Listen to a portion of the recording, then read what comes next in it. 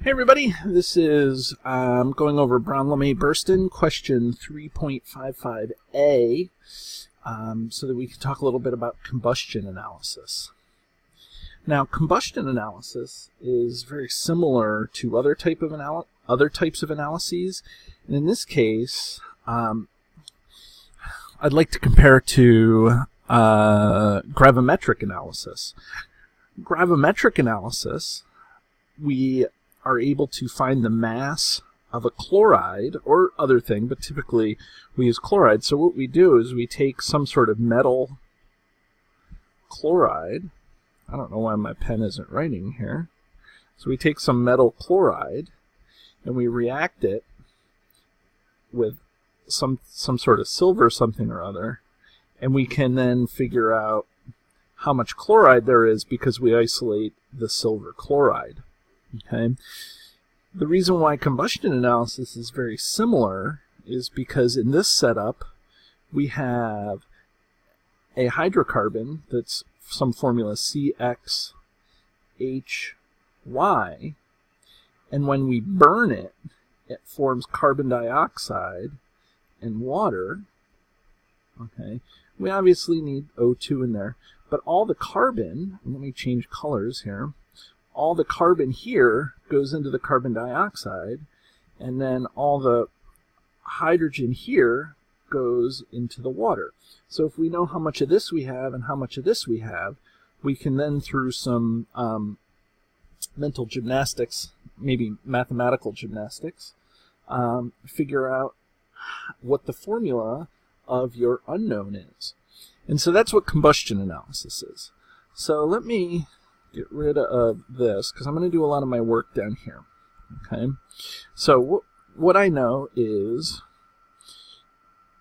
like I had up here, remember we're just going to look at A, we have 5.86 milligrams of carbon dioxide and 1.37 milligrams of water.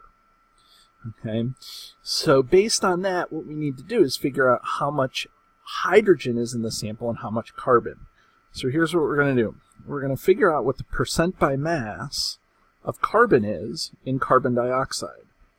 So carbon is, there's one carbon times 12, and so that's 12. And then for oxygen, we have two oxygens times 16, and that's 32. So the mass, the molar mass of carbon is 44 grams per mole. And so what we can do now is we can do 12 over 44 times 100. Okay, and I have my calculator here, so that way you can see how I'm putting the math in there. So that's 12 times, not times, 12 divided by 44 times 100, and that equals 27.3%. Okay? That's percent carbon in carbon dioxide. We do the same thing for H2O. Okay, so I'm going to do the same calculation here.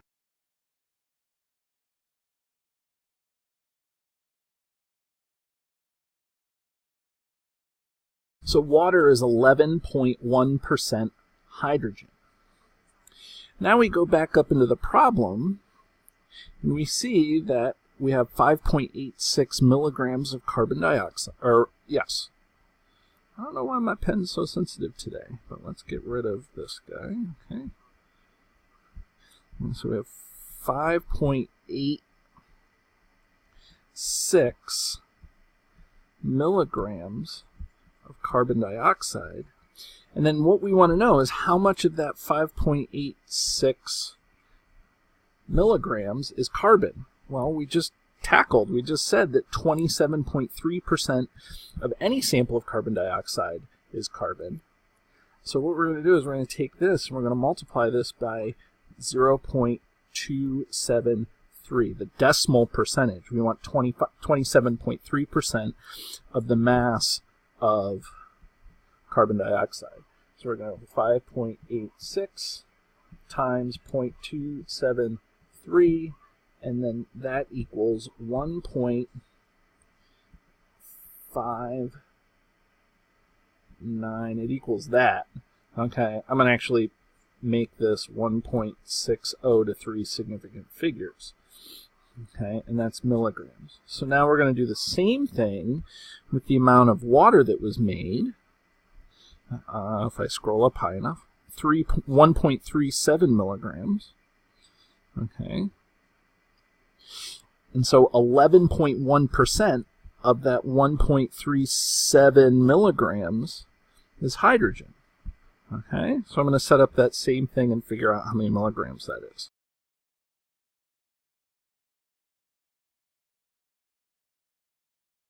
Okay, so now we have the mass of carbon and the mass of oxygen. So at this point, we can go and do kind of a determining the formula given the elements. Okay, and so at this point, it's following the procedure that we've already set up. Okay, except in this case, we're not given percentages, we're given masses. So let's take this and let's do our steps. Okay, so the first step is to take the numbers 1.60 milligrams of carbon and 0.152 milligrams hydrogen. We're going to divide by the molar mass. So we're going to take this and divide it by 12.01. So 1.60 divided by 12.01. That equals 0.133. Now I get it. This is in milligrams. So because they're both in milligrams, we can do this, and life is fine. Okay, for this sort of thing. So now I'm going to do the same thing for hydrogen. Okay, so that now gives us a ratio, a mole-to-mole ratio. Remember, this step here, and I'll put it in green, is to get the number of moles. So that's the mole ratio. Now we have to take this and divide this by the smallest. And the smallest happens to be this value here. So we're going to do that.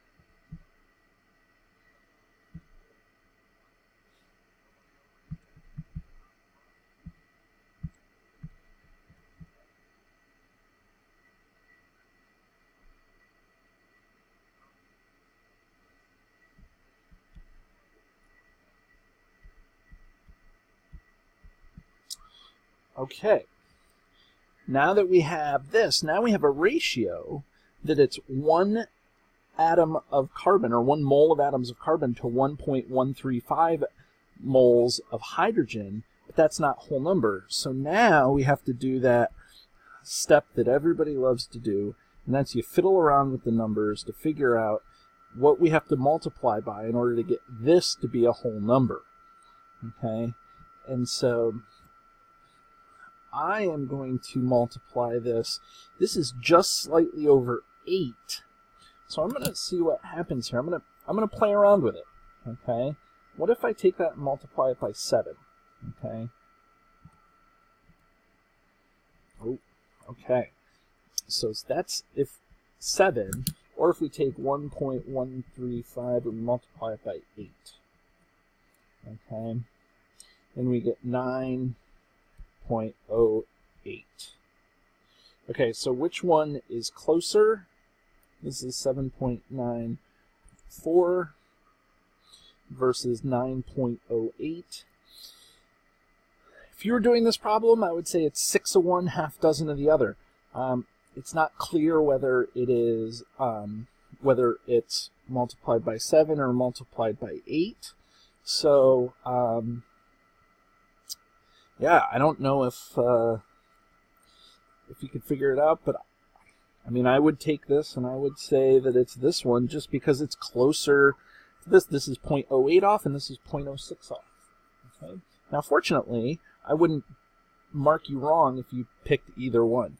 Okay, but what we know is that this is going to be, so we're going to take and multiply both by 8, or sorry, by 7, and so this is going to be 7 carbons and 8 hydrogens. So now we know that the formula is C7H8. Okay,